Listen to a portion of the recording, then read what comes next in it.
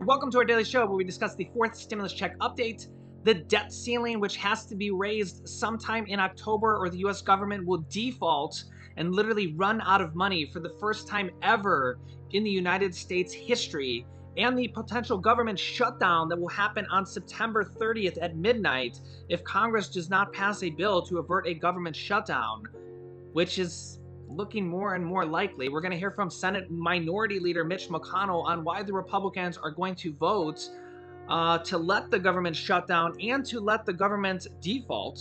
We're going to hear from Mitch McConnell on why the Republicans are going to let that happen.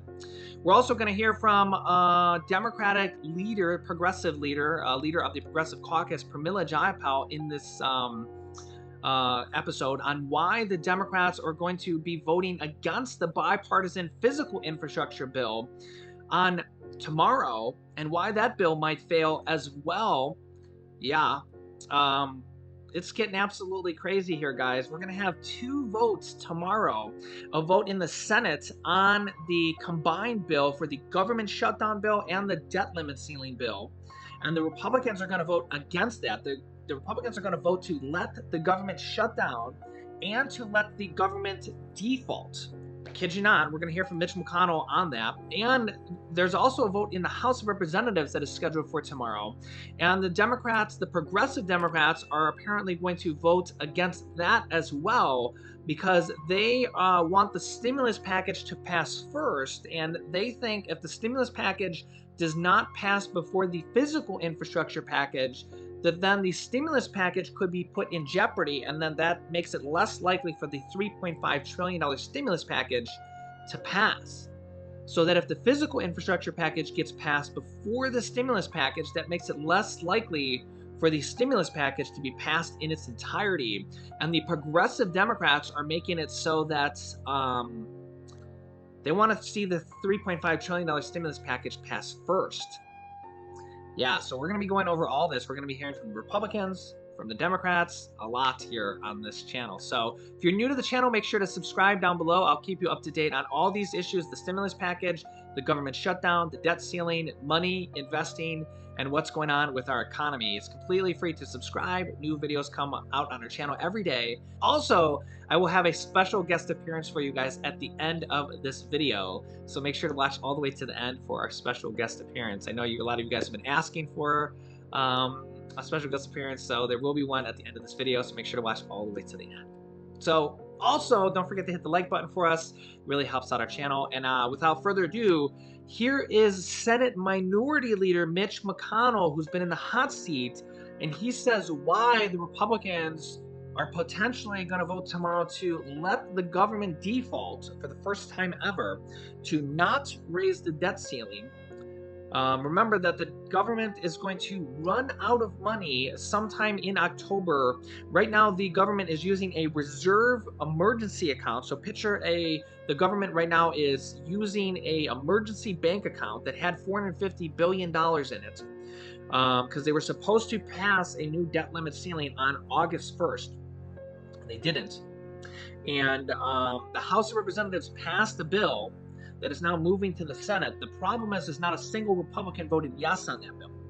That bill now moves to the Senate, which is expected to be voted on tomorrow, on Monday. In fact, if you're watching this on Monday, it'll be today. So the problem is we need 10 Republicans to vote yes on this. We need 60 votes in total, so 50 Democrats and at least 10 Republicans. But we didn't get a single Republican to vote yes on that bill in the House. So we need 60 votes in the Senate out of 100 senators. And if we don't get any Republicans to vote yes on it, it'll fail. We didn't get any Republicans out of the House. Out of 212 Republicans, not a single one of them voted yes. This is a combined bill to prevent a government shutdown, which will happen on September 30th at midnight, and to prevent a government default, where the government will literally run out of money if they don't raise the debt ceiling, which they need to do to prevent a default and to prevent the government from running out of money. They need to do this just to pay the debt on all of the government's debt, or to pay the interest on the debt alone, and to fund anything further on the government, and to pay all the interest on the debt and everything. Anything that the government has to do with funding, Social Security, Medicare, Medicaid, the military, school systems, Literally anything, child tax credit payments, anything that has to do with government funding could potentially be at risk sometime in October if the government runs out of money with this emergency reserve account that they are currently whittling away day by day. It had $450 billion in it on August 1st, and now it will run out of money sometime in early to mid-October. Estimates say that it will run out of money around October 15th, but it could be early. It could be October 10th, could be October 8th, October 9th, October 15th. So here's why Mitch McConnell says that all the Republicans, or most Republicans, are going to vote to let the government default and to let the government shut down. Check this out. I want to repeat once again, America must never default. We never have, and we never will. But whose obligation it is to do that changes from time to time, depending upon the government the American people have elected. And right now, we have Democratic President, Democratic House, Democratic Senate. The previous debt ceiling was negotiated on a bipartisan basis in conjunction with a caps deal.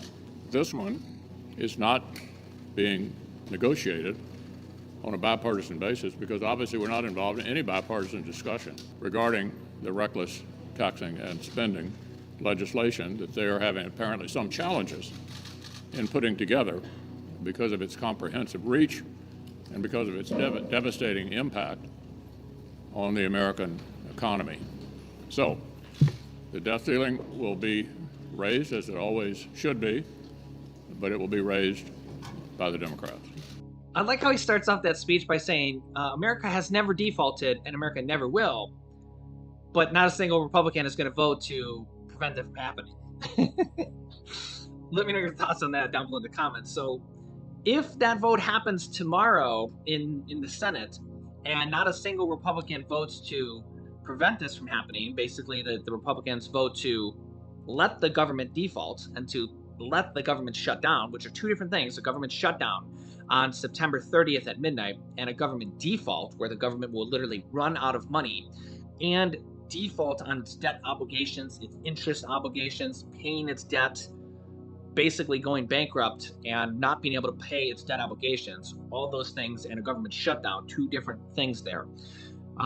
It would be so much easier if the Republicans would just vote yes and they could do this. Remember, they raised the debt limit ceiling 3 times in 4 years underneath former President Donald Trump.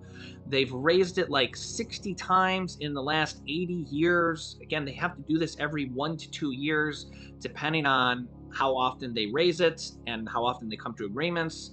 And apparently the Republicans are saying that they're going to just force the Democrats to do this on their own through the reconciliation process, the stimulus package. But we have key Democrats like House Budget Committee Chairman John Yarmuth, who's saying that the Democrats lack the time to raise the debt limit ceiling on their own, or it's going to be very, very close.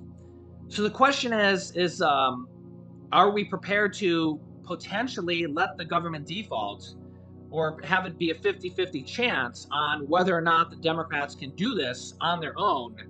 Do we want to put a 50-50 chance on the government potentially defaulting on whether or not the Democrats can pass the stimulus package in time, or a 50-50 chance on whether the government will default or if the Democrats can pass the stimulus package on their own in time or not? That's quite a risk to take. Yeah, let me know your thoughts in the comments.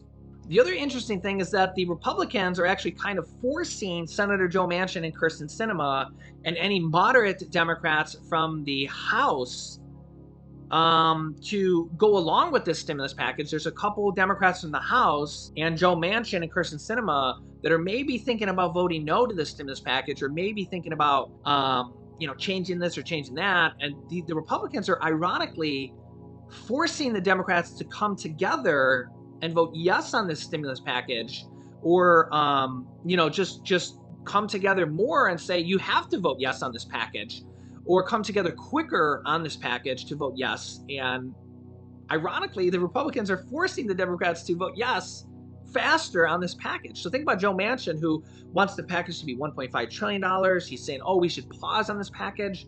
Well, if the Republicans vote no in the Senate on this debt limit ceiling and this government default, debt limit ceiling, and government shutdown bill, that's going to force the Democrats to pass the stimulus package faster. So think about that. Ironically, with the Republicans revolting against the debt limit ceiling, it's actually going to make the Democrats pass the stimulus package faster and make Joe Manchin have to be forced to pass the stimulus package. It's ironic that the Republicans are actually going to make Joe Manchin come together with the Democrats. Think about that. It's actually making Joe Manchin come closer to the Democrats, because if not, the government defaults, and that's the worst thing that can happen. Let me know your thoughts down below in the comments, because yeah, it's getting absolutely crazy. Now, here is a Democratic leader of the Progressive Caucus, Pramila Jayapal, on the vote tomorrow in the House on the physical infrastructure bill that might fail.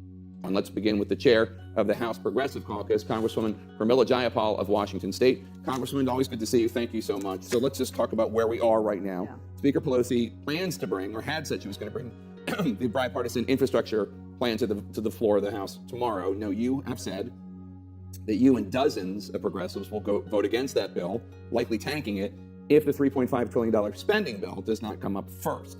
Is it your understanding that the infrastructure bill is coming up for a vote tomorrow, and you and your fellow progressives will defeat it tomorrow? Is that what you expect will happen tomorrow? I know we're working very hard to get agreement on the reconciliation package, and that, of course, has to be agreement across the Senate and the House, because we are not going to leave anyone behind. You know, we're not going to leave behind women who desperately need childcare. We're not going to leave behind taking on climate change and taking urgent action. We're not going to leave behind public housing. We're not going to leave behind immigrants who are essential workers and need to be acknowledged as such. And fundamentally, we're not going to leave behind healthcare in the midst of a healthcare crisis. So that's all the stuff that's in the Build Back Better Act, what we're calling the reconciliation bill. And our point is just, we're ready to vote for both. We are excited to vote for both, and we will vote for both, but we need to actually get the reconciliation bill done. That was what we said 3.5 months ago, Jake. Yeah. And so, you know, our belief is that we'll get there. We're very close, but we have to get to that reconciliation bill first. Would it be enough if there were an agreement on the Build Back Better Act, the $3.5 trillion spending package, but not an actual vote tomorrow? Would that be enough for you and the House Progressives to vote for the infrastructure bill? Well, the reconciliation bill does have to start in the House because it's a budget reconciliation bill, right. But everything should be agreed upon. What we don't want to have an agreement's happen, good. An agreement is good. Well, no, but an agreement of exactly what's in there, the language needs to be worked out, because... And a commitment that everybody's going to vote for it. And everyone's going to vote for it, and if Republicans offer, amendments in a vote-a-rama, that we're not going to have Democratic senators suddenly vote with Republicans. So the idea here is, unlike many other bills, many other times that we do this, where the House passes a bill, it's not necessarily something that the Senate can do. The Senate then goes and passes their bill, and then we conference or we have back and forth. This is a pre-conferenced bill, which means everybody in the Senate and everybody in the House has to agree on every piece of it. But Pelosi says that she's bringing the infrastructure bill, the bipartisan bill, to the floor of the House tomorrow for consideration. Are you going to vote for it or against it? I don't believe there will be a vote. I mean, the Speaker... You don't think it's going to be a vote tomorrow? I mean, the Speaker is an incredibly good vote counter, and she knows exactly where her caucus stands, and we've been really clear on that. The votes aren't there. She's not going to bring it up. The votes aren't there. So I don't think she's going to bring it up, but I think the urgency is important. I mean, this, in some ways, the fact that this is there has finally provided the urgency for senators to engage in reconciliation, for the president to really weigh in. And, ultimately, we're delivering on the president's agenda. I mean, the Build Back Better agenda is not some crazy agenda that just a few people support. It's actually the vast majority of the Democratic caucus. And there's a few people in the House and a couple in the Senate who aren't quite there yet. But even moderates in frontline districts all support this Build Back Better agenda. But just to... So, wow, did you hear that? Pramila Jayapal says that she doesn't think that Nancy Pelosi is going to put the bill up for a vote tomorrow because she thinks that the bill's not going to pass, the physical infrastructure bill. So she thinks that Nancy Pelosi is going to delay the physical infrastructure bill because it's going to fail. Wow. So, and honestly, I think that would be the right move. I mean, why would you put the vote up for the physical infrastructure bill, not the stimulus package? Remember, the stimulus package is the human infrastructure bill, the social infrastructure bill, the stimulus package. Stimulus package is different than the physical infrastructure bill. The physical infrastructure bill is the roads, the bridges, the water, the infrastructure, right? That will pump billions of dollars into each state, okay? and provide millions of jobs over the course of 10 years. But it might fail tomorrow because a lot of the Democrats are going to vote against it because they want the stimulus package to pass first. But Nancy Pelosi made this agreement like a long time ago, like over a month ago, that they would vote on it on September 27th in the House to satisfy some moderate Democrats, that they would vote on it on this day just to satisfy them as part of an earlier agreement. Now, the question is that should she satisfy them and vote on it tomorrow, but let the vote fail? Because progressive Democrats are apparently going to vote no on it because the stimulus package is not going to be voted on first. So the question is, should she let it be voted on tomorrow just to satisfy them as part of this agreement, but the vote fails? So, hey, I satisfy your agreement, here, we'll vote on it, but it fails. Or would the smarter move be, we're going to delay it a few days and let the stimulus package pass first, and then we'll vote on the physical infrastructure package when then the progressive Democrats will pass the bill in the House and both pieces will pass. Very interesting. You can see it's not a very clean-cut, clear decision. If I was Speaker of the House, I'm not sure what I would do, because if you don't vote on it tomorrow, you're going to get some people to say, oh, she went against her word, she's lying. And it's really not a clear decision, because if you vote on it tomorrow, then the bill's going to fail. And then you have all these complications here. And then you also have Kyrsten Sinema from the Senate that says if you don't vote on the bill tomorrow, that she's not going to vote yes for the stimulus package, which is kind of, it's not really a fair demand. And you have people making all these crazy demands all over the place, that if you don't remove the SALT taxes, I'm not going to vote for the bill. If you don't add money for HSBCUs, historically black colleges, that I'm not going to vote for the bill. And you have other people saying, if you don't do this, I'm not going to vote for the bill. If you have other people saying, if you don't do that, I'm not going to vote for the bill. And you have all these people making all these different demands. And it's hard to satisfy everybody. It really is. I mean, you have 220 Democrats in the House. You have 50 Democrats in the Senate. You have Joe Manchin making all these demands. And it's really hard to make everybody happy, because again, you need all Democrats in the Senate to say yes, and 220 Democrats in the House. You need 99% of them to say yes. If I was the House Speaker, I'm not sure what I would do, because honestly, I would probably put it for a vote tomorrow, let it fail, and say, okay, well, I put it for a vote. I don't even know if I would do that, because then you'd probably have a lot of people upset. I don't know. Let me know what you would do. It's a tough situation, because then if the vote fails, then you have a lot of separation in your caucus. I'd probably call a meeting with all the Democrats. Is probably what I would do. I'd probably call a meeting and just talk it out with everybody. It's probably the best solution. It's really tough. It's a really tough situation. It's not just a clean cut, clear situation. Say that 5 times fast. And then you got Democrats from the Senate demanding things to be done in the House. It's really tough. Vast majority of the Democratic caucus, and there's a few people in the House and a couple in the Senate who aren't quite there yet, but even moderates in frontline districts all support this Build Back Better agenda. But just to clarify, you don't think there's going to be a vote tomorrow, but either way, you're looking for an agreement on the reconciliation, not necessarily a vote first when it comes to infrastructure. Well, it's just the logistics of it, right? Yeah. Everything has to be done. There has to be kind of an ironclad. Are you guys close to that at all, an agreement? Well, I think we're finally talking, which is important, because that hasn't been happening for the last couple of months. Pelosi says it's going to happen this week. Is that realistic? I mean, we want to have that happen as soon as possible. So everybody, I know I worked every single minute of every single day for the last several weeks, for the last several days, trying to talk to people and get this done. That's our hope, is to try to get it done. But we need the Senate to engage with us if that's going to happen. Well, let's listen to what West Virginia Democratic Senator Joe Manchin said on this show 2 weeks ago about the threat by progressives to tank the bipartisan infrastructure bill. And if they can go home and tell people that, hey, I don't care about the roads and bridges, you don't need it. I don't care about internet service, you don't need that. I don't care about fixing water and sewer lines. If they play politics with the needs of America, I can tell you, America will recoil. What do you say to that? I mean, look, we need to bring down the temperature, but I would just say, I could say the same thing about anyone who votes against the reconciliation bill. If you want to go back and tell people that you don't want childcare, or you don't want housing, or you don't want to take on climate change, or you don't want to provide health care to people, I mean, that's not good either. This is the president's Democratic agenda. We will deliver on both of them, Jake. I am absolutely confident of that, but it's going to take work, and it's going to take the Senate Joe Manchin and others sitting down to actually negotiate, and I am ready, willing, and able to talk to anyone about anything at any time to get that done. You have said that progressives have been team players and the big adults in the room. You've conceded a lot, you note, such as moving from $6 trillion to $3.5 trillion on the ultimate ticket item of this. Do you think the moderate Democrats have been team players and the big adults in the room?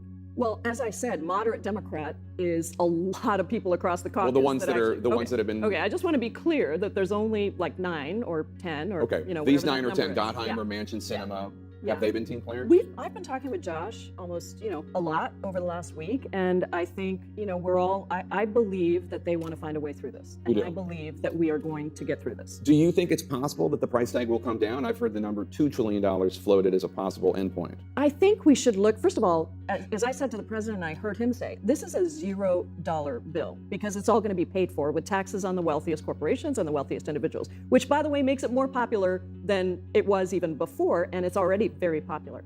But ultimately, I think it depends on what we put in there. We put our proposal out. It cost $3.5 trillion when you add everything up. Right. But if somebody wants to take something out, we need to hear what that is. I don't know what the alternative proposal is, so Well- it's difficult for me to say. Yeah, so as you hear, the bill's paid for, and it might need to be reduced a little bit, but Joe Manchin has no counter proposal, so I don't know. We'll have to see, but they're getting very, very close, and we're going to have votes this week in the Senate. Thanks for watching, guys. We love you, and we'll see you soon. Say bye-bye. Bye. Bye-bye. Bye.